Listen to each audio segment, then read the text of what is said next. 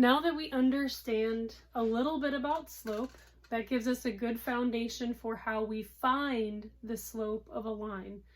So in this video, we're going to take two examples, one that has a positive slope, one that has a negative slope, and we're going to go ahead and graph it on our coordinate system and make sure that we understand what we're doing. In another video, we'll find out how to find the slope of a line that has already been graphed, and we have to come up with the slope. So in this one, we're going to start with the slope and we have to graph it. So in our first one, we have m equals 3/4. So our slope equals a rise of 3, a run of 4. So remember, our run is always positive, so it's always moving in the right direction. So if we look at our orange box on top, we'll go ahead and graph this line. I'm going to start both of these lines at the origin of our coordinate system. And again, this is our y value, so we're going to be going up or down first. We always go up or down. So our value for our y is a positive 3, which means we're going to be going up 3. So 1, 2, 3. And how far are we going over? Our x value is a 4. Remember that our bottom number will always be positive.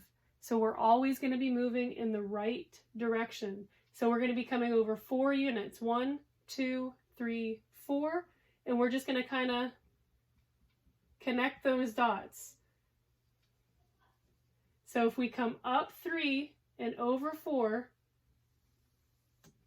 this would be the slope of that line, or that's what that line would look like with a 3/4 slope.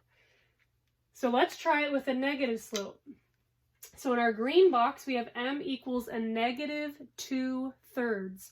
So our rise is going to be a negative 2, which means we're not going to be rising. We're going to be going down 2 on the y-axis. And again, our x value is always positive.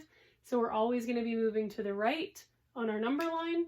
So negative 2, starting from the origin, we're going to go down 2, 1, 2. And then how far are we going over to the right? 1, 2, 3.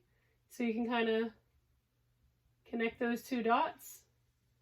So down 2, over 3, and from our starting point to that point, that is what a line with a negative 2/3 slope would look like. So what can we learn from this? A positive slope line is always going to be moving up if you read the graph from left to right, and a negative sloped line will always be moving down as you read the graph from left to right.